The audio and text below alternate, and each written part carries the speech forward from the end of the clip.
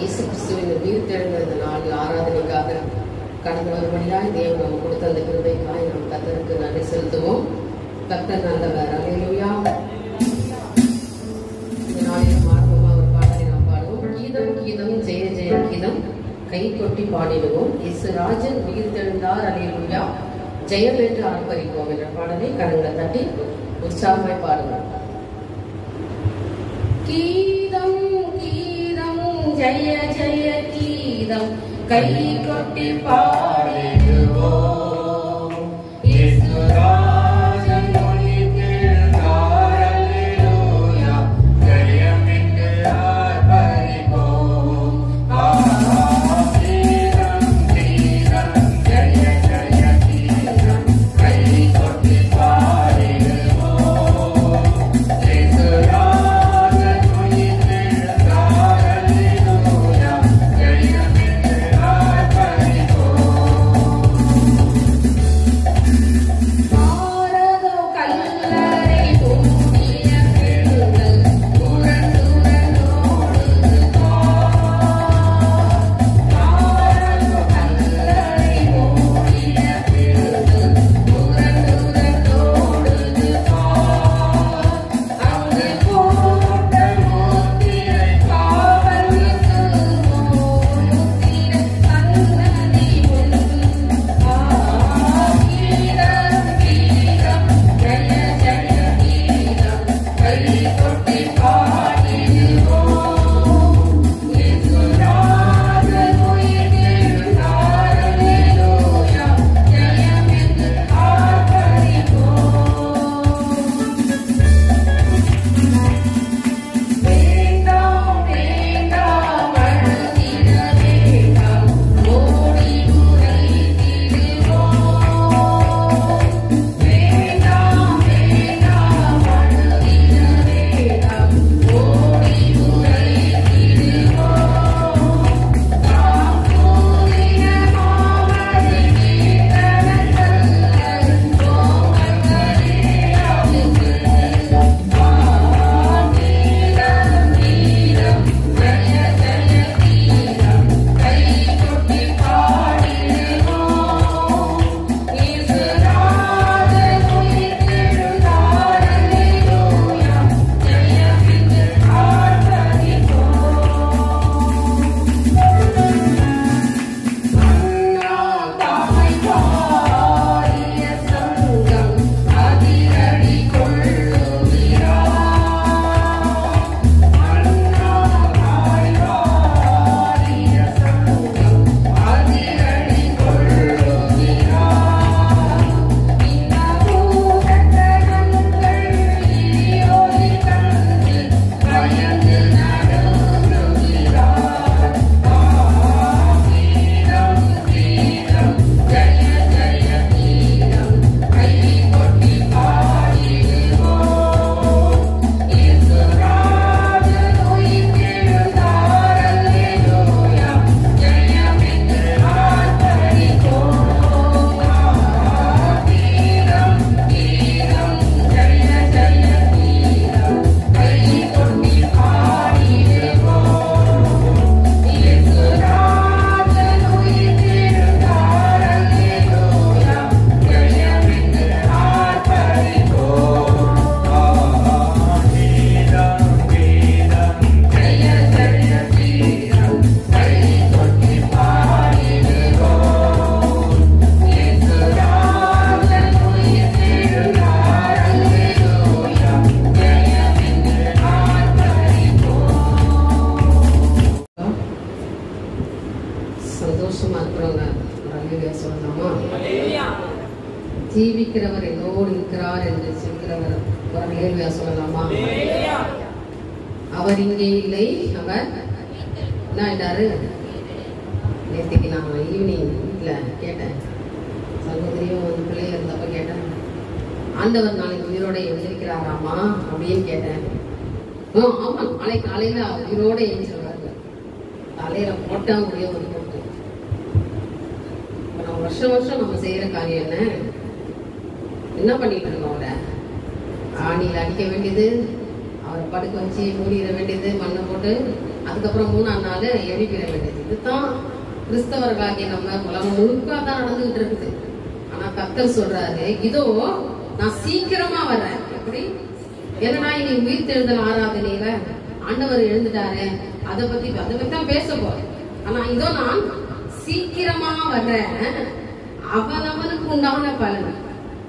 எப்படி? நமக்கு எனக்கு உண்டான பலன், இந்த சகோதரிக்கு உண்டான பலன், இந்த சகோதரனுக்கு உண்டான பலன் யார் கூட வருதா? யார் கூட வருது? அவரோட வருது. விசுவாசியும் அல்லேலூயா சொல்லுங்க. அதனால அவங்களுடைய பலன் தேவன் கரத்துல இருந்து வருது. நான் வர்றேன், பலன் நீ என்ன செஞ்சோ அதை அனுபவிக்கிற காலம் இனிமே வரப்போம். ஆண்டவருடைய வருகையை சமீபமா இருக்கு இல்லையா? அதனால இன்னைக்கு இந்தோட இந்த விஷயத்தெல்லாம் அப்படி விட்டுருங்க. ஜீவனுள்ள தேவனை ஆராதிக்கிற நம்ம அவர் யார் என்பதை மறந்து இன்னைக்கு வாழ்க்கையை நடத்திக்கிட்டு இருக்கோம். நீங்கள் உயிர் தெழ வேண்டும். உங்களுக்குள்ள என்ன? இன்றையிலாவது உயிரோடு இருக்கிற தேவனை உயிருள்ளவர்களா ஆராதிக்கிறதுக்கு முயற்சி பண்ணுவேன். இப்படியே போகாதுமா காலம். கர்த்தர் நம்மோடு இருக்கிறார். எவ்வளவு நாளைக்கு நம்ம இப்படியே இருப்போம் சொல்லுங்க? நம்ம எல்லாம் மாறுறோம், இதுலயே ஒரு மாற்றம் வர மாட்டேது. ஏன் நம்ம இருதயம் மாற மாட்டேது? தேவன் ஜீவிக்கிறவரா இருக்கிறார். இன்றைக்கு நம்ம ஆசீர்வாதமான ஒரு வார்த்தைய உங்களுக்கும் இதுல கேட்க போற பிள்ளைகளுக்கும் கர்த்தர் பேச போகிறார். ஆமென். எடுத்தவர்கள் வாசிங்க. யோவானுக்கு எழுதின சுவிசேஷம் 20ஆம் அதிகாரம் 14-15. ஏறக்குறைய ஆண்டவர் உயிர் தெழுந்த பிற்பாடு 3 முறை தரிசனமானார். நிறைய வாட்டி தரிசனமானாரு. ஆனா 3 பேருக்கு மட்டும் தரிசனமானதை பார்த்து இப்ப நம்ம முடிக்க போகிறேன். இந்த கருமையானவர்களே, சத்தியத்தை அறிவீர்கள், சத்தியம் உங்களை விடுதலையாகும். நீங்கள் சத்தியத்தை அறிவீர்கள் என்றால், தேவனை குறித்து நீங்கள் தெரிந்து கொள்வீர்கள் என்றால், உங்கள் வாழ்க்கையில மிகப்பெரிய அதிசயங்களை காணப்படுவீங்க. யோவான் 20ஆம் அதிகாரம் 14-15 வசனத்தை நாம் படிப்போம். இவைகளை சொல்லி பின்னாக திரும்பி இயேசு நிற்கிறதை கண்டால், ஆனாலும் அவர் இயேசு என்று அறியாதிருந்தால். விசுவாசிக்கிறவங்க ஒரு அல்லேலூயா சொல்லுங்களேன். இந்த மகதலேனா மரியாள் இருட்டோட காலையில எழும்பி அந்த கல்லறை இடத்துக்கு போறாங்க. போனா அந்த இடத்துல என்ன இருக்குது? கல்லறை திறந்து இருக்குது. திறந்த உடனே அவளுக்கு என்ன வந்துச்சு?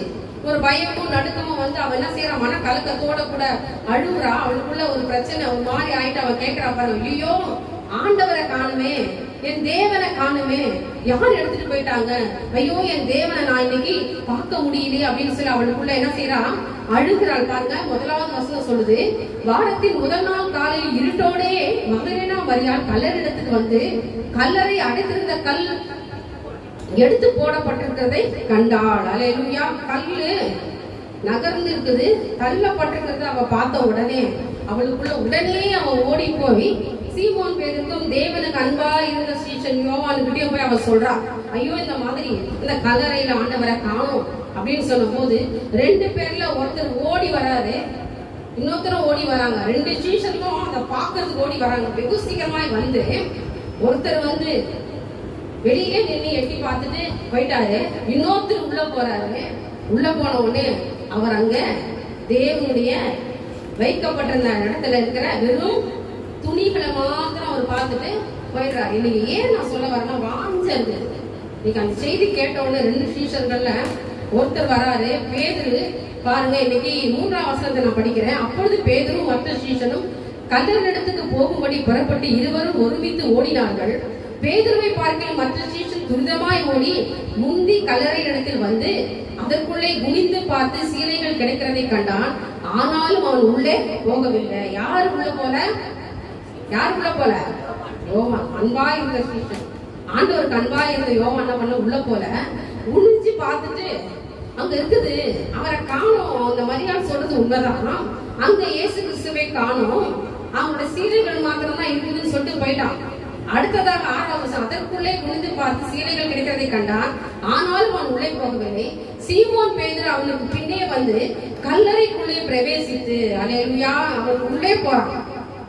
உள்ளே போய் பிரவேசித்து அங்க பாருங்க, சீலைகள் கிடைக்கிறதையும் அவருடைய தலையில் சுற்றி இருந்த சீலை மற்ற சீலைகளுடன் வைத்திராமல் தனியே ஒரு இடத்தில் சுருட்டி வைக்கிறதையும் கண்டான். அவன் தூரத்துல பார்த்துட்டு போயிட்டான். இவர் போய் என்ன செஞ்சாரு?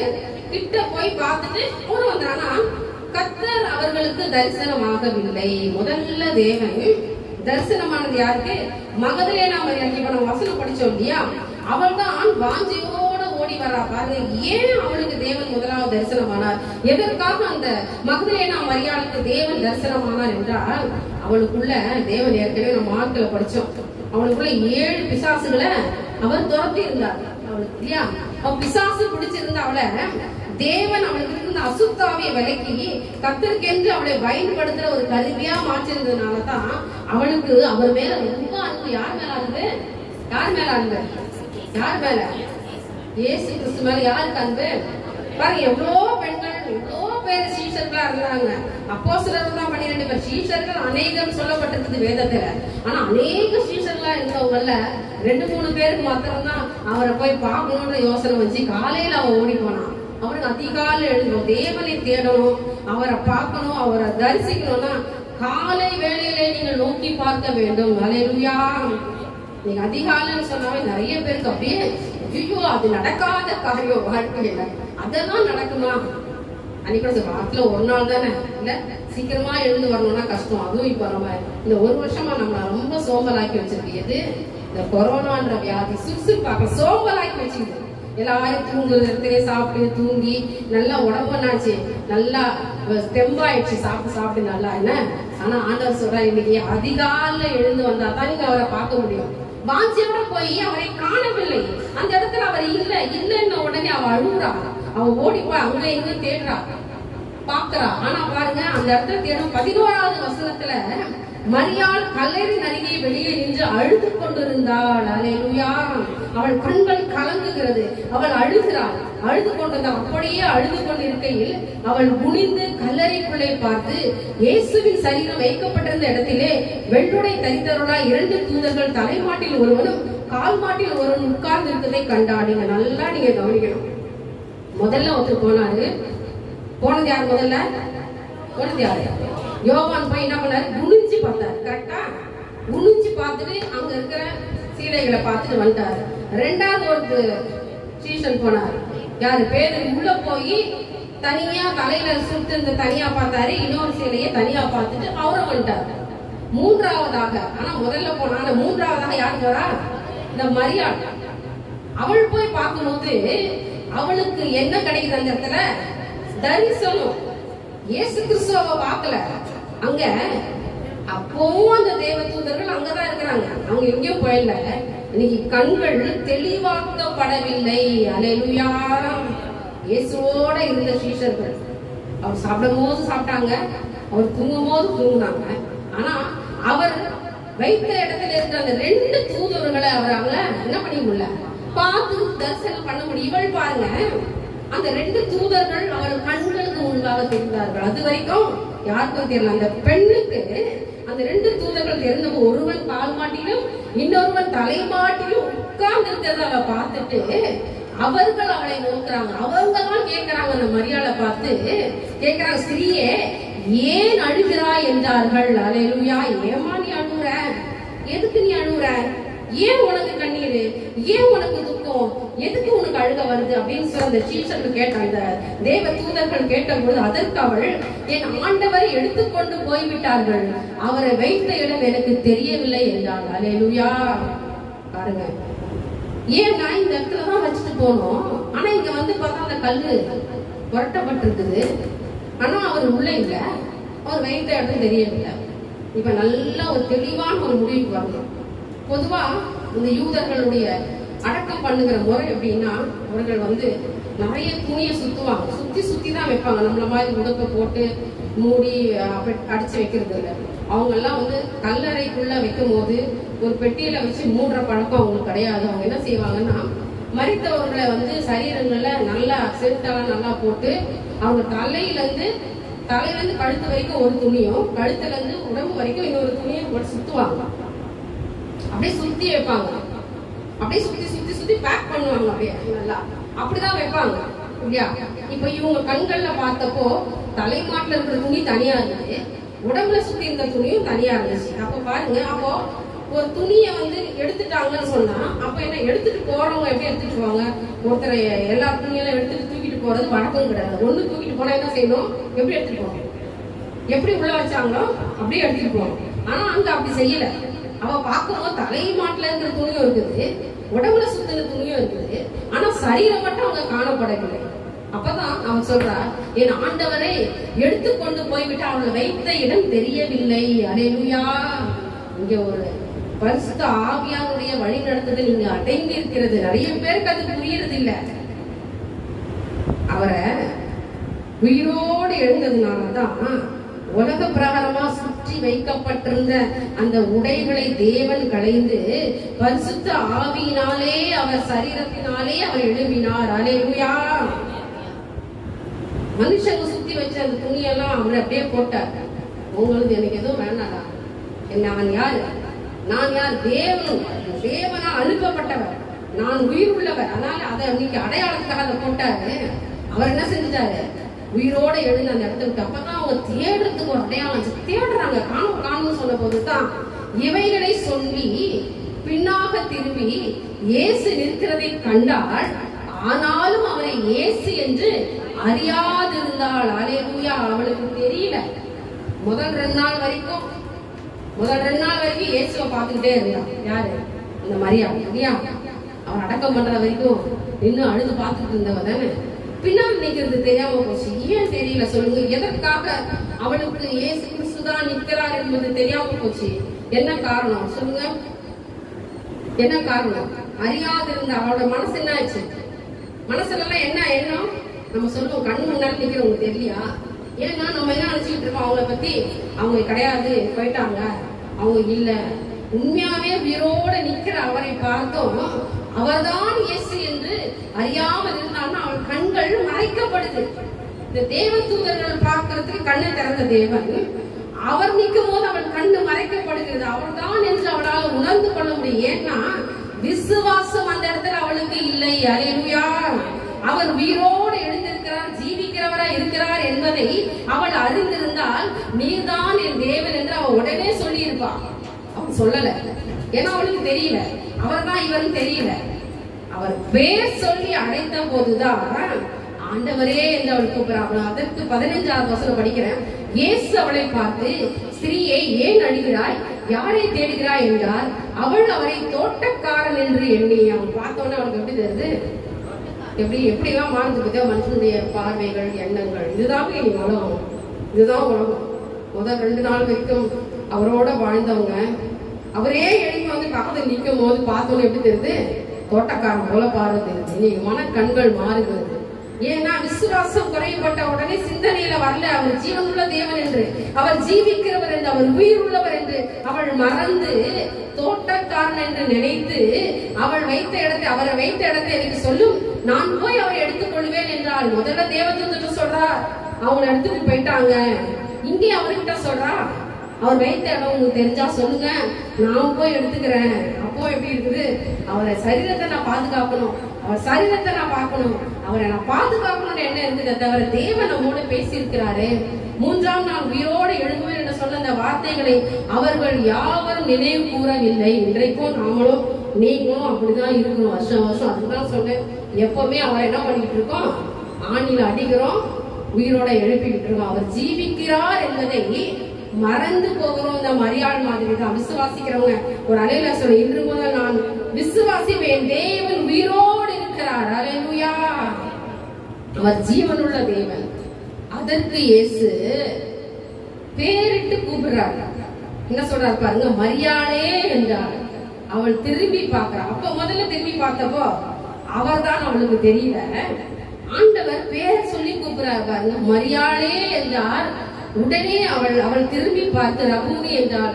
அதற்கு போதகரே என்று அர்த்தமா? அல்லேலூயா. போதகரே. பாருங்க, அவள் பேர் விட்ட உடனே அவளுக்கு தெரிஞ்சிச்சு, ஐயோ என் தேவன் தான். ஐயோ இவ்வளவு நேரம் நான் அறியாமல் இருந்துட்டேன். உடனே அவள் பாருங்க ஓடி வந்து அவன் செய்யறா பாருங்க. உடனே இயேசு அவளை நோக்கி, என்னை தொடாத, நான் இன்னும் என் பிதாவினிடத்துக்கு ஏறி போகவில்லை. எனக்கு அறிந்தான தேவனுடைய பிள்ளைகளே, அவர் மரித்து உயிரோடு எழுந்த பின்பு முதல் தரிசனம் மக்தலேனா மரியாளுக்கு தான் தரிசனமானார். அவள் கண்களை தேவன் திறந்தார். அவள் கண்களை திறந்து அவளோடு கூட ஒரு சில காரியங்களை கர்த்தர் சொல்றாரு. அவர் சொல்றாரு, நான் தான் தேவன் என்பதை நீ தெரிந்து கொள்ள வேண்டும் என்று அவர் சொல்றார் பாருங்க. நீ போய், அவர் சொல்ற, நீ போய் என் சகோதரத்துக்கு போய், நான் என் பிதாவினிடத்திற்கும் உங்கள் பிதாவினிடத்தில், என் தேவனிடத்திற்கும் உங்கள் தேவனிடத்தில் ஏறி போகிறேன் என்று அவர்களுக்கு சொல் என்றார். மகதலேனா மரியாள் போய் தான் கர்த்தரை கண்டதையும் அவர் தன்னுடனே சொன்னவர்களை யாவையும் சீஷருக்கு அறிவித்தாள். இது என்னைக்கு நடக்குது? உயிர்த்தெழுந்த நாளில் அதிகாலமே நடந்த சம்பவம். காலையில அதிகாலையில யாருக்கு தரிசனம் ஆயிட்டாரு? மரியாளுக்கு தரிசனமாயி கர்த்தர் உயிரோடு உள்ளவராய் அவளுக்கு காண்பிச்சுட்டு தேவன் அந்த இடத்தை விட்டு கடந்து போயிடுறாரு. இரண்டாவதாக அங்கே பாத்தீங்கன்னா அதே வாரத்துல அன்னைக்கே முதல் நாள்ல சாயங்கால வேளையில சீஷர்களுக்கு தேவன் தரிசனமாகிறார். நல்லா கவனிக்கணும். முதல்ல ஒரு பெண்ணுக்கு, இரண்டாவதாக அன்றைக்கே நடக்குது எல்லா சொல்லுவோம். அன்னைக்கு மாலை வேளையில சீஷர்களிடத்துல அவர் தரிசனமாகிறார். 19வது வசனம். வாரத்தின் முதல் நாளாகிய அன்றைய தினம் சாயங்கால வேளையில சீஷர்கள் கூடிய இடத்தில் யூதர்களுக்கு பயந்ததனால் கதவு பூட்டப்பட்டிருக்கையில் இயேசு வந்து நடுவில் நின்று உங்களுக்கு சமாதானம் என்றார். அல்லேலூயா. இங்க அவர் வந்து என்ன சொல்றாரு? உங்களுக்கு சமாதானம்ப்பா, நீங்க எல்லாம் சமாதானமா இருங்க. சமாதானம் என்ன அர்த்தம்? சமாதானம் அப்படின்னு சொன்னா இனிமே என்ன இல்லைன்னு அர்த்தம்? கண்ணீர் இல்ல, துக்கம் இல்லைன்னு அர்த்தம். விசுவாசிகள் அல்லேலூயா சொல்லுங்க. சமாதானம் என்று சொன்னால் இனி உங்கள் வாழ்க்கையில் இன்றிலிருந்து என்ன இல்லைன்னு அர்த்தம்?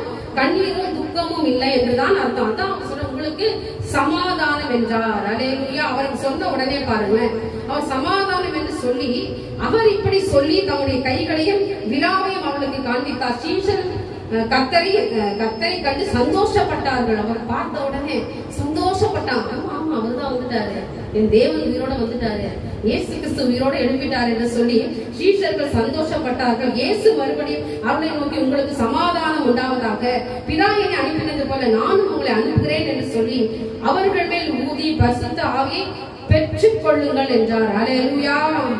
மகதலேனா மரியாளுக்கு நீ போய் எல்லாருக்கும் போய் நான் உயிர் தெரிந்தேன் என்று சொல்லுனாரு. அவள் சுவிசேஷத்தை பிரசங்கிக்கும்படி அவள் உள்ள வந்துட்டா. இங்கே சீஷர்களுக்கு அவர் பரிசுத்த ஆவியை ஊற்றி பெற்றுக்கொள்ளுங்க, ஊதி பெற்றுக்க சொல்றாங்க. நீங்க ஆவியானவர் நம்ம மத்தியில இருக்கிற அவசரம், நான் உங்களோட இருக்கிறேன், இனி நான் உங்களோட இருக்க மாட்டேன், நான் என் பிதாவின் இடத்துக்கு கடந்து போயிருவேன், அதன் பிற்பாடு உங்களை வழி நடத்த போறது எது? என்னுடைய பரிசுத்த ஆவி. அதனால்தான் தேவன் அவன் மேல் பரிசுத்த ஆவியை ஊதி நீங்கள் பெற்றுக் கொள்ளுங்கள் என்றார். அல்லேலூயா. பரிசுத்த ஆவியை நீங்க பெற்றுக்கொள்ளுங்க. அப்பதான் இந்த வசனம் மார்க்ல நம்ம படிச்சுவோம். பரிசுத்த ஆவி மேல் வரும், நீங்க பலன் அடைவீங்க, எனக்கு சாட்சிகளா இருப்பீங்க. அவர் சொல்றார், இன்னைக்கு தேள்களை எடுக்கவும் சர்ப்பங்களை மிதிக்கவும் உங்களுக்கு அதிகாரம் கொடுக்கிறேன். மார்க் 16:18 சொல்லுகிறது, நான் உங்களுக்கு அதிகாரம் கொடுக்கிறேன், நீங்கள் போய் உலகம் எங்கும் போய் சீஷராக சுவிசேஷத்தை சொல்லுங்க.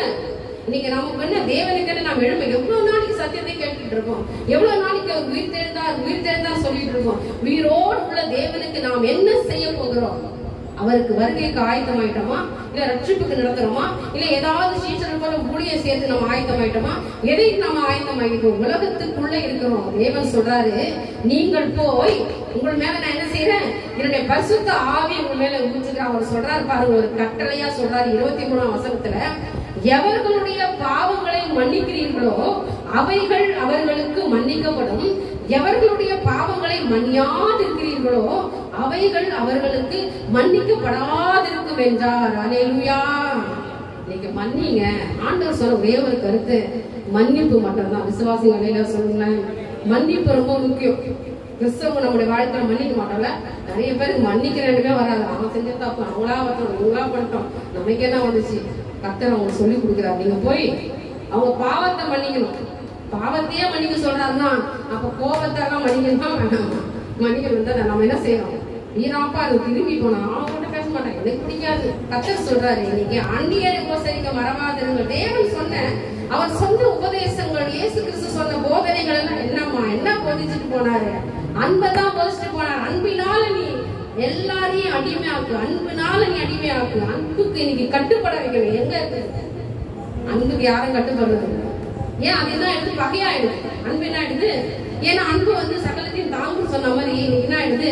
வகையா போயிடுது. அதை கண்டிஷன் பண்ணும்போது கோவம் வந்துருது, எரிச்சல் வந்துருது, உடனே மூர்க்கம் வந்துருது, உடனே என்ன செய்து பாக்குறது இல்ல.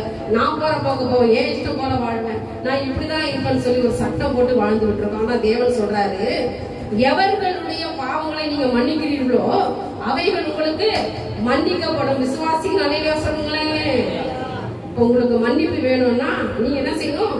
மன்னிப்பு ரொம்ப முக்கியம். ஆண்டவர் சொன்னது முதலாவது 7 வார்த்தையில முதல் வார்த்தை என்னமா? முதல் வார்த்தை என்னது? மன்னிப்பு தானே. அந்த தியானிச்சோம். பிதாவே இவர்களுக்கு மன்னியும். அதான் இங்க சொல்லிட்டு போறாரு. மன்னிங்க, நீங்க ஒருவரோட ஒரு மன்னிங்க. கர்த்தர் உங்களோட பேசுறாரு. உலகம் போற பிரகாரம் போக்காதீங்க. கர்த்தர் சொன்ன உயிருள்ளவரான காமிச்சேன், நீங்க மன்னிங்கப்பா. ஒருத்தர் மன்னிச்சு நீங்க விடுதலை பெற்றுக் கொள்ளுங்க. தேவன் இன்றைக்கு கர்த்தர் நம்மத்தில் அசைவாடுகிறார். அல்லேலூயா. அவருக்கு பிரியமான பிள்ளைகளா வாழணுங்க. அவருக்கு பிரியமான பிள்ளையா வாழணும்னா உலகத்துல ஒருவருக்கொரு மன்னிச்சு வாழுங்க, விட்டு கொடுத்து வாழுங்க, குடும்பத்துல ஒரு சமாதானத்தோட வாழுங்க. வாழுகிற நாட்கள் குறைவுள்ளதா இருக்கிறது. அல்லேலூயா. தேவன் நம்மோடு இருக்கிறார். இரண்டாவதா சீஷர்கிட்ட சொல்லி நீங்க எல்லாரும் போய் மன்னிச்சு எனக்காக எழுதுங்கன்னு சொன்னார் இல்லையா? ஏற்கனவே 8 நாளைக்கு பிற்பாடு 2வது தரிசனம் முடிஞ்சிச்சு. அதுக்கு பிற்பாடு 8 நாளைக்கு பிற்பாடு திரும்பமா தரிசனமா. ஏன் தெரியுமா? ஒரே ஒரு ஆளுக்காக தான் திரும்பமா வந்தார். யாருக்கு நான் சந்தேகப்படுகிறேன்? தோமாக்காக தான். நம்ம சொல்லணும், இன்னைக்கு நேசிச்ச மரியாதைக்கு தேவன் பேர் சொல்லி அவளை அழைத்து தன்னை வெளிப்படுத்தினார். 2வதாக தன்னோடு ஊழியம் செஞ்ச சீஷர்களுக்கு கர்த்தர் வந்து சமாதானம் சொல்லி நீங்க போய் பரிசுத்தாவியை பெற்றுக்கிட்டு போய் என்னை பத்தி எல்லாருக்கும் போய் சொல்லுங்க, என்னை குறிச்சு பிரஸ்தாபப்படுத்துங்கள் என்று சொன்னாரு. 3வதாக இதெல்லாம் அவங்க போய் சொல்றாங்க யாருக்கிட்ட? இந்த தோமஸ். அப்படியா? அதெல்லாம் நான் ஒத்துக்க மாட்டேன்பா. நீங்க சொல்றதெல்லாம் நான் நம்ப மாட்டேன். அவரை நான் பார்க்கணும். அவர் கையில காலில் ஆணி அடிச்சாங்கல்ல, அதை நான் பார்க்கணும். அவருடைய காயங்களில் நான் தொட்டு பார்த்து அவர் தான் நான் நம்பினாதான் நான் நீங்க சொல்றதெல்லாம் ஏத்துக்கன்னு சொன்னார் ஒரே ஒரு ஆள். அதற்காக தான் திரும்பமா 8வது நாள் அவர் திரும்பமா வர. அதே யோவான்ல 26வது வசனத்தை படிப்போமா? மறுபடியும் 8 நாளைக்கு பின்பு அவருடைய சீஷர்கள்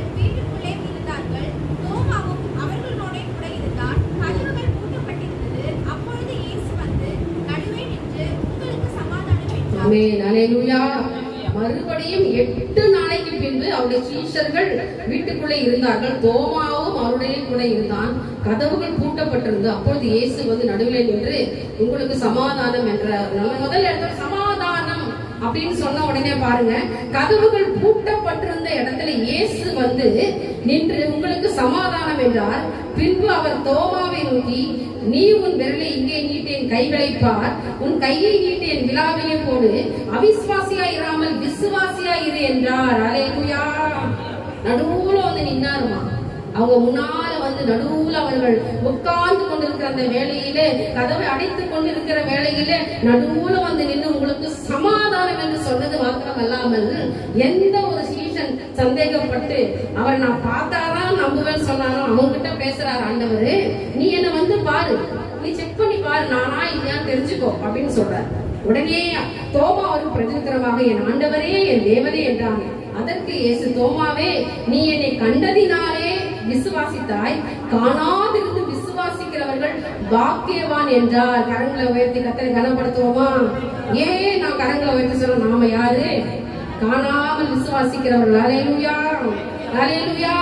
ஒரு சிறு மந்தையாரி உட்கார்ந்துட்டு இருக்கோம். அவரை காணாமல் அவர் ஒருவர் உண்டு என்பது விசுவாசித்துக் கொண்டு நம்ம இருக்கிறோமே, நாம யார்? பாக்கியவான்களும் பாக்கியவதிகளுமா இருக்கிறோம். ஆமென், அல்லேலூயா. கர்த்தர் சொல்றார், காணாமல் இருக்கிற நீங்கள் பாக்கியவான்கள். அப்ப நாமல் பாக்கியவான்கள். அவர் கண்டு நீ விசுவாசிக்கிற, என்ன பார்த்ததுனால நீ நம்புற. ஆமா நான் தான்ட்டு என்ன பார்க்காமலே ஒரு கூட்டம் நம்ப போகுது. நான் யார் என்பது தெரியாத ஒருத்தர் விசுவாசிக்க போறாங்க. அவங்க எல்லாம் யாரு? பாக்கியவான்களும் பாக்கியவதிகளுமா இருக்கிறார். அவர்கள்லாம் நாம் தான். அல்லேலூயா. கர்த்தர் நமக்கு நல்லவர். எத்தனை பேர் விசுவாசிக்கிறீங்க? இந்த நாள்ல தேவன் உயிர் தெழுந்தார், அவர் ஜீவிக்கிறவர். இன்னைக்கு தரிசனம் சொல்லும் போது எல்லாருக்கும் தரிசனம் கிடைக்குதா? எல்லாருக்கும் அந்த தரிசனம் கிடைக்குதா? அம்மா கிடைக்குது. நம்ம சொன்னீங்க பாத்தீங்களா? இல்லையே. ஐயோ, நீ கொஞ்ச நேரத்துக்கு முன்னாடி வந்திருந்தா நீங்க பாத்துருக்கலாம். வந்தது இல்ல.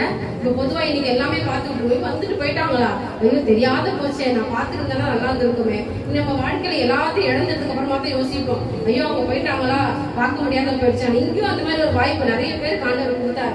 ஆனா இன்னைக்கு நிறைய பேர் அதை இழந்து போனாங்க. இன்னைக்கு நம்முடைய பிள்ளைகளாக உங்களுக்கு கர்த்தர் சொல்றார், நான் உயிரோடு இருக்கிறேன், என்னை விசுவாசிங்க, என்னை விசுவாசி, இன்னும் நிறைய காரியங்களை செய்வான்.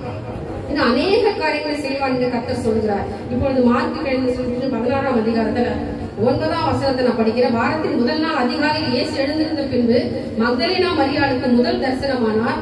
அவளிடத்திலிருந்து அவர் 7 பிசாசுகளை துரத்தி இருந்தால் அவள் புறப்பட்டு அவரோடு கூட இருந்தவள் துக்கப்பட்டு அழுது கொண்டிருக்கையில் அவரிடத்தில் போய் அந்த செய்தியை அறிவித்தாள். அவர் உயிரோடு இருக்கிறார் என்றும் அவருக்கு காணப்பட்டார் என்றும் அவர்கள் கேட்ட பொழுது நம்பவில்லை. இப்ப புரியுதா? அவள் போய் சொல்றா, இயேசு உயிரோடு இருக்கிறான், நான் பார்த்தேன் அப்படின்னு சொன்னப்போ அவர் சொன்ன வார்த்தை யாருமே நம்பவில்லை.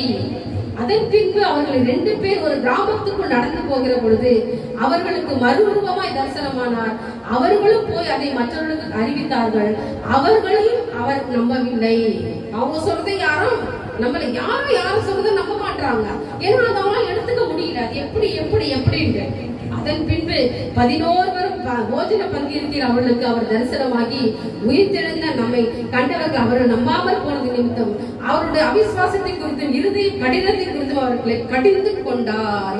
கர்த்தர் சபையில கடிந்து கொண்டார். எதுக்கு தெரியுமா? அவிசுவாசத்தை குறித்து, விசுவாசம் இல்லாம இருக்கிறதை குறித்து. உங்களுக்கு கொஞ்சம் கூட தெரியாதா? அவர் பேசிக்கிட்டு இருந்தார்ல, 3ஆம் நாள் உயிரோட எழும்புவார். ஏன் நீங்க நம்பல? ஏன் இவ்வளவு கடினமா இருக்கிறீங்க? அவங்களை கடிச்சுக்கிறாரு. கடிச்சுனா அவங்களை கண்டிஷன் பண்றாரு. நம்ம யாரா கண்டிஷன் பண்ண ஒண்ணு போவோம். ஜீசஸ் அவர் கண்டிஷன் பண்றாரு. ஏன் உங்களுக்கு தெரியல? நான் சொன்னது நீங்க ஏன் புரியல? அவிசுவாசத்தை குறித்தும் இருதய கடினத்தை குறித்தும் அவர்களை கண்டித்து கொண்டார். பின்பு அவர் அவர்களை நோக்கி, நீங்கள் உலகமெங்கும் போய் சர்வ சிருஷ்டிக்கும் சுவிசேஷத்தை பிரசங்கிங்கள். தேவன் உயிருள்ளவராய் எழுப்பி தேவன் சீஷர்களுக்கும் மரியாளுக்கும் அவருடைய பிள்ளைகளுக்கும் சொன்ன ஒரே ஒரு காரியம், நீங்க போய் எல்லாருக்கும் என்ன சொல்லுங்க? சுவிசேஷத்தை சொல்லுங்க. இந்த சபைக்கும் கர்த்தர் சொல்றது அதான். நீங்கள் போய் உலகமெங்கும் போய் சர்வ சிருஷ்டிகளுக்கும் சுவிசேஷத்தை சொல்லுங்க. என் தேவன் யார் என்பதை சொல்லுங்க. சுவிசேஷத்தை பிரசங்கிங்கள். அதான் சொல்லு. இயேசு நல்லவர்னு ஒருத்தரை பார்த்து ஒருத்தர் சொன்னாவே போதும். அவர் யார் என்று நம்ம தெரிஞ்சுக்கணும். இத்தனை வருஷம் நான் விசுவாசி, தேவன் என்னோட இருக்கிறாரு, எனக்கு அற்புதத்தை டெய்லி செய்யறாரு, அவர் அதிசயம் செய்யறாரு, நான் அவரோட வாழ்ந்து கொண்டிருக்கிறேன். நம்ம யாராவது சொல்ல முடியுமா? முடியல. யாருமே சத்தியத்தை சொல்ல மாட்டோம்.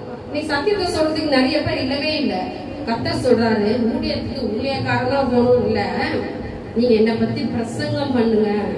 நான் ஜீவனுள்ள தேவன் என்பதை நீ எல்லாரிடத்திலும் சொல்லுங்கன்னு சொல்லி கர்த்தர் சொல்லுகிறார். அதைத்தான் அவர்கள் செய்யறாங்க. அதுக்கப்புறமா விசுவாசிச்சீங்கன்னா, யாரெல்லாம் இயேசு கிறிஸ்துவை விசுவாசிக்கிறீர்களோ அவர்களுக்கு எல்லாருக்கும் அதிசயம் அற்புதம் நடக்கும். அதுதான் இந்த வசனம் சொல்லுது. மார்க்கு 16ஆம் அதிகாரம் 17ஆம் வசனம் சொல்லுது, விசுவாசிக்கிறவர்களால் நடக்கும் அடையாளங்கள் ஆவன. இங்கே தீர்க்கதரிசிகளால் நடக்கும் அடையாளங்கள் ஆவன சொல்லல. தீர்க்க தரிசனம் சொல்றவர்களாய் நடக்கும் அடையாளங்கள் ஆகும் என்று சொல்லவில்லை. இங்கே யாரெல்லாம் உயிரோடு இருக்கிறார் என் தேவன் என்று விசுவாசிக்கிறீர்களோ அவங்களுக்கெல்லாம் நடக்கிற அடையாளங்கள் என்னன்னா, முதல்ல சொல்றாரு பாருங்க, என் நாமத்தினாலே பிசாசுகளை துரத்துவார்கள். அப்ப பாருங்க, நீ பிசாசு ஓட்டுறதுக்கு ஊழியக்காக வர வேண்டியது இல்லை. ஏசு நாமத்துல போனா போயிடணும். விசுவாசிங்க அலையில சொல்லுங்க. இது யாராவது ஒருத்தர் வரணுமா? பேய் பிடிச்சா பாஸ்டர் கிட்ட கூட்டிட்டு போவா, ஊழியக்காரை யாருன்னா கூட்டிட்டு போவாங்க. விசுவாசிக்கிறவங்களுக்கு நடக்கும் அடையாளம் இயேசு கிறிஸ்து ஜீவனுள்ள தேவன் என்று யாரெல்லாம் விசுவாசிக்கிறீங்க உடனே சொல்லுங்க, இயேசு நாமத்துல அப்பாலே போ சாத்தானே சொல்லுங்க. அது போகும். விசுவாசிங்க அலையில சொல்லுங்க. பிசாசுகளை துரத்துவார்கள். நவமான பாஷைகள், சாதாரண பாஷை இல்ல, நவம் சொல்வது வரங்கள். நவம்னா 9 காரியங்களை குறிக்கிறது. நவமான பாஷைகளை பேசுவார்கள், எடுப்பார்கள். சாவுக்கு ஏதுவான யாதொன்றை குடித்தாலும் அது அவர்களை சேதப்படுத்தாது. விசுவாசிக்கிறவங்களே சொல்லுங்க.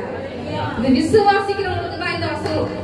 இயேசு கிறிஸ்து யார் என்று விசுவாசிக்கிறவங்களுக்கு அந்த வார்த்தை. அவிசுவாசிகளுக்கு இங்க சொல்லப்படலாமா?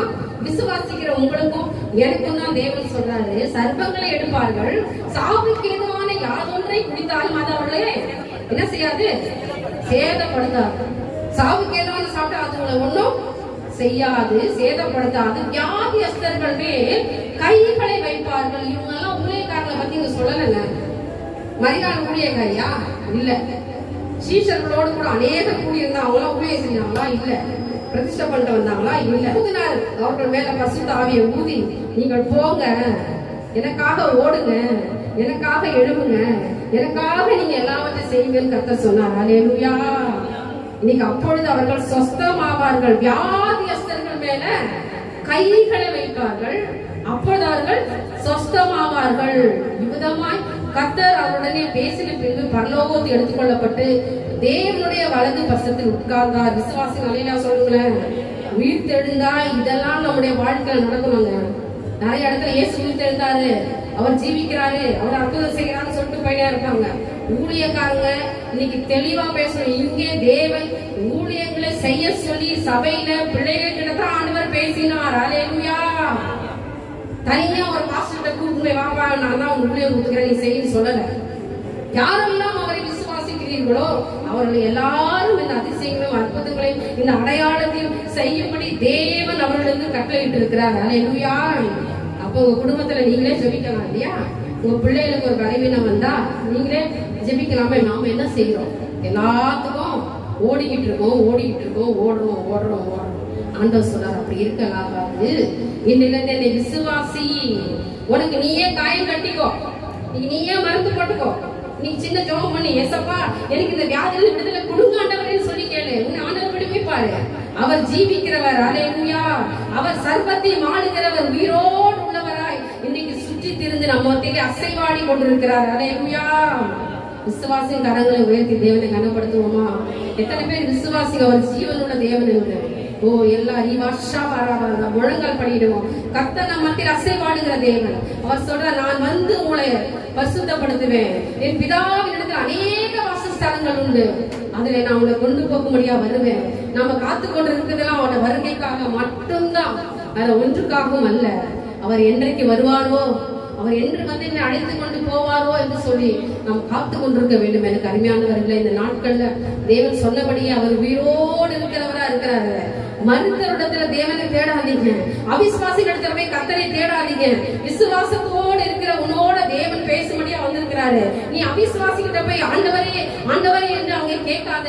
கர்த்தர் உன்னோட பேச முடியாது. விசுவாசியாயிரு, உன்னை தேவன் ஆசீர்வதிப்பார். அல்லேலூயா. அப்பா இந்த பிள்ளைகளை கர்த்தர் ஆசீர்வதிங்க ஆண்டவரே. இன்னைக்கு உடைய வார்த்தை அவள் மேலே போடுவீராக, உடைய வல்லமை அவர்கள் இறங்குவதாக, இப்பொழுது அவர்களை தொடுவீராக. ஆவியானவரே உடைய பிரசன்னம் உடைய கிருபை மகிமை இப்பொழுது இந்த பிள்ளைகள் மேல் இறங்கும்படியா ஜெபிக்கிறார் ராஜா. அவருடைய கட்டுகளை அவிழ்ப்பீராக, அவர் கட்டுகளை அறுப்பீராக. கட்டப்பட்டிருக்கிற எல்லா கட்டுகளையும் தேவன் உடைத்தறியும்படியா ஜெபிக்கிறார் ராஜா.